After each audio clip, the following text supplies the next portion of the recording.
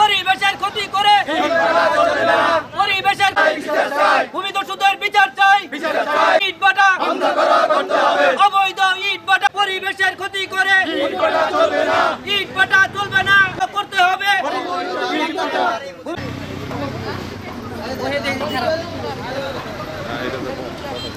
আমরা কখনো ভাবতে পারি নাই ভূঁইয়ার বাজারে রিজিএল করে কৃষকদের ৩৮২ কৃষিমেল জমি দখল করে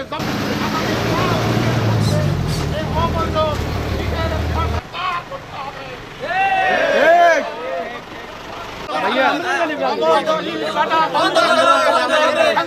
বিচার চাই, ভূমিদস্যুদের বিচার চাই, অবৈধ ইট ভাটা ভূমিদস্যুদের বিচার চাই,